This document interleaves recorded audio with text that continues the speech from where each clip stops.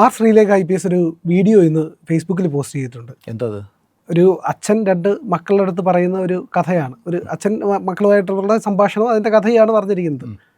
കുട്ടികൾക്ക് ഒരു രണ്ടുപേരും 10ലും +2നും പഠിക്കുന്ന കുട്ടികൾ. ഒരാൾ +2നും ഒരാൾ 10ലും. ഒരാൾ മൂത്ത ആളാണ്. അതെ, ഒരാൾ ഇളയാൾ. അപ്പോൾ ഒരു ഡിസ്റ്റിങ്ഷൻ വാങ്ങിച്ച് പാസ്സാവുകയാണെങ്കിൽ മൊബൈൽ ഫോൺ വാങ്ങിത്തരാമെന്നാണ് പറയുന്നത്. അപ്പോൾ പിന്നെ ഞാൻ കണ്ടു. അപ്പോൾ മൊബൈൽ ഫോൺ വാങ്ങിച്ചത് ഒരു ഫോണേ വാങ്ങാൻ നിവർത്തിയുള്ളൂ. അപ്പോൾ വാങ്ങി കിട്ടിയപ്പോഴത്തേക്കും ഫോൺ വാങ്ങിയപ്പോൾ ആർക്ക് കൊടുക്കണം എന്നുള്ള സംശയം വന്നു. മൂത്ത ആൾക്ക് കുറേ കൂടെ പരിചയവും പക്വതയുള്ളതുകൊണ്ട് മൂത്ത ആൾക്ക് കൊടുക്കാൻ തീരുമാനിച്ചു. മറ്റേ മേയറാക്കുന്നതിനെ കുറിച്ചല്ലേ പറഞ്ഞത്? രാജേഷിൻ്റെ സീനിയോറിറ്റി ഉണ്ട്. മൂത്ത മകൻ രാജേഷാണ്. അപ്പോൾ ഒരു മേയറേ ഉള്ളൂ, 2 മേയറെ സൃഷ്ടിക്കാൻ പറ്റില്ലല്ലോ. അതുകൊണ്ട് ആ മേയർ സ്ഥാനം രാജേഷിന് കൊടുത്തു എന്നാണ് അതിൻ്റെ ഒരു സംഭവം. ഞാൻ മുഴുവൻ കണ്ടില്ല കേട്ടോ, ഇത് എന്നോട് ഒരാൾ പറഞ്ഞതാണ്. അപ്പോൾ ഞാൻ നോക്കുന്നത് ശ്രീലേഖ കഴിഞ്ഞ 2-3 ദിവസമായിട്ട് ഇങ്ങനെ വീഡിയോ ഇടുന്നുണ്ട്. നിർത്തണം എൻ്റെ അഭിപ്രായമാണ്. എനിക്ക് വളരെ നല്ല അടുപ്പമുള്ള ആളാണ്. കാരണം ഇത് നീ അതിലേക്ക് ശ്രീലേഖ മാഡം ഇനി അങ്ങനെ പോകാൻ പാടില്ല. ഈ വീഡിയോയോട് ദയവായി അവസാനിപ്പിക്കുക. ഈ ശ്രീലേഖയായിട്ട് പരിചയമുള്ളതല്ലേ, സുഹൃത്തുക്കളല്ലേ?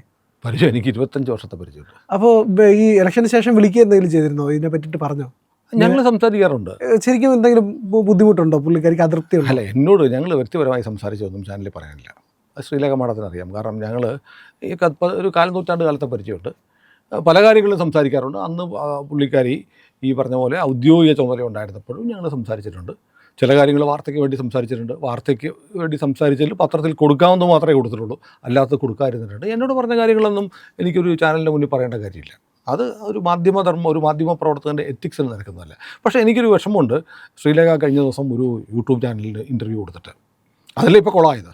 എനിക്ക് മേയറാക്കുമെന്ന് എനിക്ക് വാഗ്ദാനം ഉണ്ടായിരുന്നു എന്ന് തരത്തിൽ ഒരു സംഭാഷണം നടത്തിയത് വേണ്ടിയിരുന്നില്ല. അത് ഒരു 2 ദിവസം കഴിഞ്ഞപ്പോൾ ചാനലുകൾ മുഴുവൻ എടുത്ത് വലിയ പ്രചാരണം ഉണ്ടാക്കി. കാരണം നമ്മൾ ആലോചിക്കേണ്ടത്, ഇവരൊക്കെ നമ്മളെ ചുറ്റിപ്പറ്റി വരുന്നത് സ്നേഹിക്കാനല്ല, കൊല്ലാനാണ്. ഇത് അതിന് തിരിച്ചറിയണം.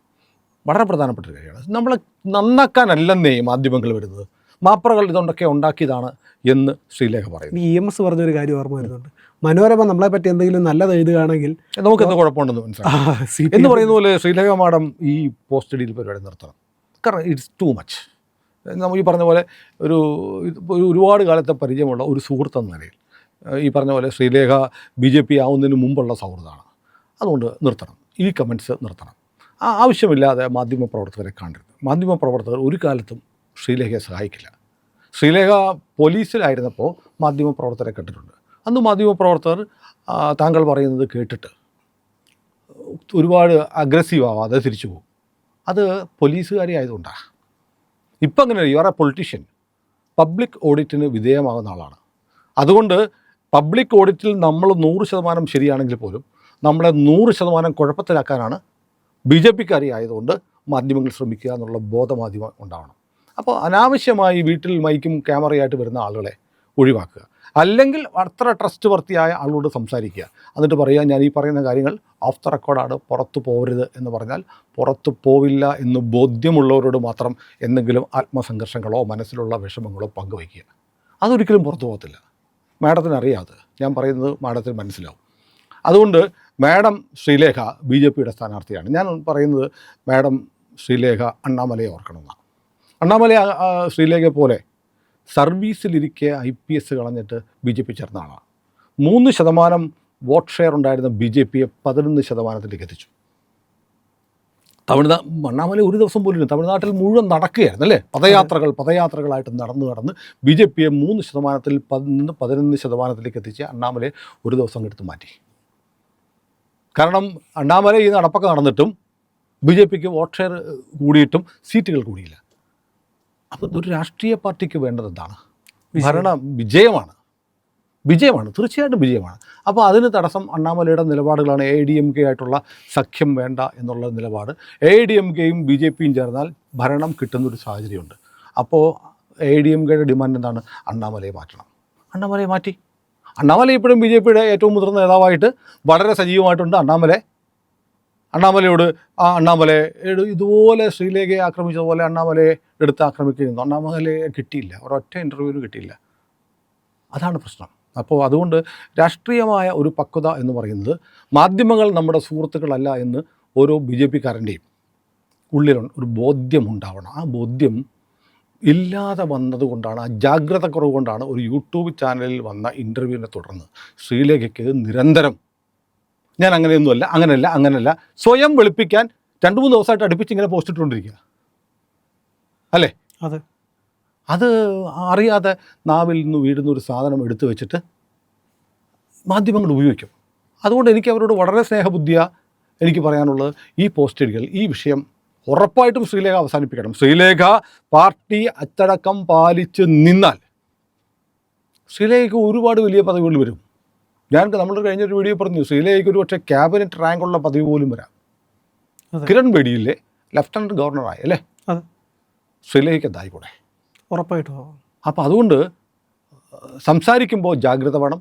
സംസാരിക്കാവുന്നവരോട് മാത്രമേ സംസാരിക്കാവുള്ളൂ. അത് പ്രധാനപ്പെട്ട കാര്യമാണ്. അപ്പോൾ ഏതോ ഒരു ചെറിയ യൂട്യൂബ് ചാനൽ, ചെറിയതോ വലുതോ ആവട്ടെ, ചെന്നപ്പോൾ അവർ ക്യാമറയും മൈക്കും കണ്ടപ്പോൾ എനിക്ക് ഉറപ്പ് തന്നിരുന്നു എന്ന തരത്തിലുള്ള കാര്യങ്ങളൊന്നും പറയാൻ പാടില്ലായിരുന്നു എന്നുള്ള അഭിപ്രായം എനിക്ക് ശക്തമായിട്ടുണ്ട്. അങ്ങനെ പറഞ്ഞു കാണുമോ എന്ന് എനിക്കറിയില്ല. BJPയെ സംബന്ധിച്ചൊരു പാർട്ടി എന്ന നിലയിൽ അവർ സ്ഥാനാർത്ഥികളെ പ്രഖ്യാപിച്ച ഉടനെ പാർട്ടിയുടെ ഉത്തരവാദപ്പെട്ട ആളുകൾ ചെന്നിട്ട് അങ്ങനെ പറഞ്ഞിട്ടുണ്ടാകുമോ എന്നറിയില്ല. ചിലപ്പോൾ പറഞ്ഞിട്ടുണ്ടാവാം, ഇല്ലായിരിക്കാം. ശ്രീലേഖ കള്ളം പറയുമെന്നും ഞാൻ വിശ്വസിക്കുന്നില്ല. പക്ഷേ അങ്ങനെ ഒരുപാട് പേരോട് ചിലപ്പോൾ പറഞ്ഞിരിക്കാം, ഒരു സെക്കൻഡ് ഓപ്ഷൻ ആയിട്ടോ ഇല്ലെങ്കിൽ മറ്റൊരു ഓപ്ഷൻ ആയിട്ടോ പറഞ്ഞിരിക്കാം. അല്ല, അത് സംസാര മധ്യേ പലതും ഉണ്ടാവാം. അത് പാർട്ടി രഹസ്യങ്ങളാണ്. അതൊക്കെ അത് വളരെ പ്രധാനപ്പെട്ട കാര്യം. കാരണം എനിക്ക് തോന്നുന്നു അതുമായി ബന്ധപ്പെട്ട് ഇങ്ങനെ നിരന്തരം വാർത്ത ഉണ്ടാക്കിക്കൊണ്ടിരിക്കുന്നു. BJPയിൽ കുഴപ്പമുണ്ട്, BJPക്കാർ പറ്റിക്കുന്നവരാണ് എന്ന തരത്തിലുള്ളൊരു ടെമ്പോ ഉണ്ടാക്കിയെടുക്കാൻ മാധ്യമങ്ങൾ ശ്രമിക്കുന്നുണ്ട്. അപ്പോൾ ശ്രീലേഖ ഒറ്റ ദിവസം കൊണ്ട് ഈ നന്മമരം എന്ന് പറഞ്ഞിരുന്ന VK പ്രശാന്തിനെ തുറന്നു കാട്ടി എക്സ്പോസ് ചെയ്തു. വലിയ പരിക്കാണ് CPM ഉണ്ടാക്കിയത്. അതൊന്നും നമ്മൾ നമ്മൾ ചെയ്തിട്ടുണ്ട്.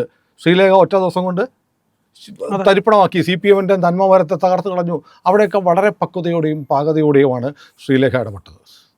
പക്ഷേ ഇത് എന്തുകൊണ്ടാണ് വീണ്ടും ഞാൻ അങ്ങനെയൊന്നും പറഞ്ഞിട്ടില്ല എന്ന് ആവർത്തിച്ച് പറയേണ്ടി വരുന്നത് ഒരു സെറ്റ് ബാക്കാണ്.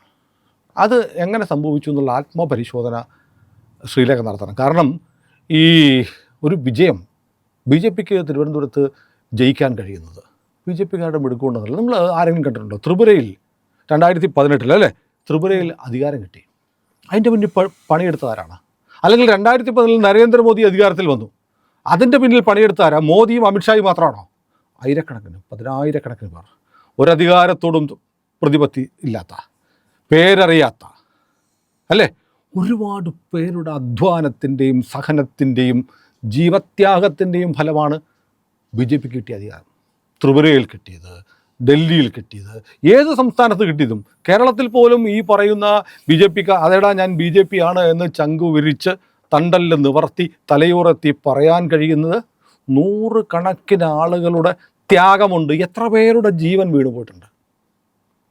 അവരൊക്കെ CPMൽ ഒരാൾ പ്രവർത്തിക്കുമ്പോൾ അവനൊരു തല്ലുകൊള്ളാൻ പോയാൽ പോസ്റ്റർ ഒട്ടിച്ച് അവനറിയാം നാളെ പാർട്ടി സെക്രട്ടറി, പഞ്ചായത്ത് മെമ്പർ, അങ്ങനെ പദവികൾ കിട്ടുമെന്ന് പ്രതീക്ഷിച്ചിട്ടാണ് CPMലൊക്കെ ആളുകൾ പ്രവർത്തിക്കുന്നത്. കോൺഗ്രസ്സിലും അത് തന്നെ.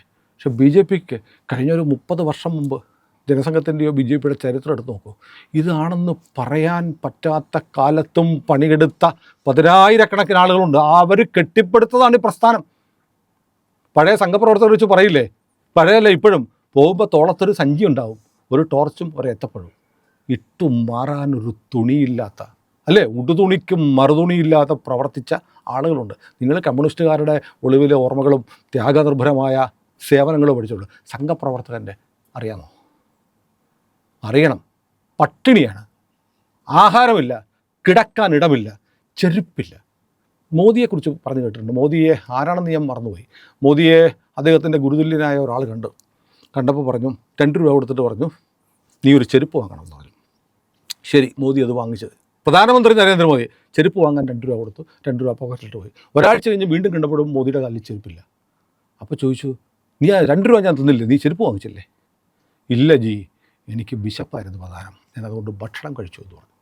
ആ മനുഷ്യനാണ് ഇന്ത്യയുടെ പ്രധാനമന്ത്രി. അപ്പോൾ നമ്മൾ കാണുന്ന പോലെയല്ല ത്യാഗികൾ എന്ന് പറയുന്ന കോൺഗ്രസ്സുകാരും CPMകാരും ഒന്നുമല്ല ഈ നാട്ടിലെ BJPയുടെ ആദ്യകാല പ്രവർത്തകർ, സംഘത്തിൻ്റെ അന്നത്തെയും ഇന്നത്തെയും പ്രവർത്തകർ. അവരുടെ അധ്വാനം, അവരുടെ കണ്ണീര്, അവരുടെ വിയർപ്പ്, അവരുടെ ചോര, അതാണ് ശ്രീലേഖമാരെ സൃഷ്ടിക്കുന്നത്, അതാണ് രാജേഷുമാരെ സൃഷ്ടിക്കുന്നത്, അതാണ് സുരേന്ദ്രന്മാരെയും RC-മാരെയും ഒക്കെ വി മുരളീധരന്മാരെയും നരേന്ദ്രമോദിയെയും അമിത്ഷായെയും ഒക്കെ ഉണ്ടാക്കുന്നത് അതാണ്.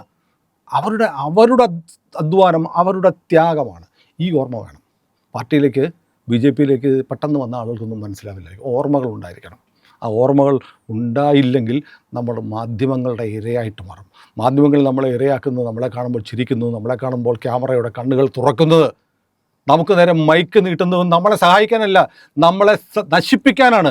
ക്യാമറ കണ്ണുകൾ അവർ തുറക്കുന്നത് ക്യാമറ കണ്ണുകളല്ല, നമ്മളെ നശിപ്പിക്കാനുള്ള മൂന്നാം കണ്ണുകളാണ് തുറക്കുന്നത്. ജാഗ്രത വേണം. അതുകൊണ്ട് പ്രിയപ്പെട്ട ശ്രീലേഖ മാഡം, ഈ വർത്തമാനങ്ങൾ അവസാനിപ്പിക്കണം. ഇത് പറയാതെ തരമില്ല. കാരണം ഞങ്ങൾ നിങ്ങളെ സ്നേഹിക്കുന്നുണ്ട്, കേരളത്തിലെ ജനങ്ങൾ സ്നേഹിക്കുന്നുണ്ട്. നിങ്ങളെ ഇനിയും ഈ സംഘപ്രസ്ഥാനത്തിൻ്റെ ഭാഗമായി, ഈ പ്രസ്ഥാനത്തിൻ്റെ ഭാഗമായി ഒരുപാട് ഉയർന്ന പദവികളിൽ ശ്രീലേഖ ഇരിക്കണമെന്ന് ഞങ്ങളൊക്കെ ആഗ്രഹിക്കുന്നുണ്ട്. അതുകൊണ്ട് മിതം ച സാരം ച വാഗ്മിത. നിങ്ങളുടെ സഹായം ഇന്ത്യ ലൈവിന് വേണം. ഇന്ത്യ ലൈവിനെ ഇതൊക്കെ പറയാൻ ഇനിയും കഴിയണമല്ലോ. അതുകൊണ്ട് നമ്മുടെ ലോഗോയിൽ ഒന്ന് വിരലമർത്തുക, നമ്മുടെ പ്രൊഫൈൽ തെളിഞ്ഞു വരുമ്പോൾ സബ്സ്ക്രൈബ് ബട്ടൺ അമർത്തുക, ഒപ്പം ബെല്ലൈക്കണം അമർത്തുക. അങ്ങനെ ഞങ്ങളെ സഹായിച്ചാൽ ഞങ്ങൾ നമ്മുടെ നാട്ടിലെ മാധ്യമങ്ങൾ പറയാത്ത വാർത്തകൾ നിങ്ങളിലേക്ക് എത്തിച്ചുകൊണ്ടേയിരിക്കാം.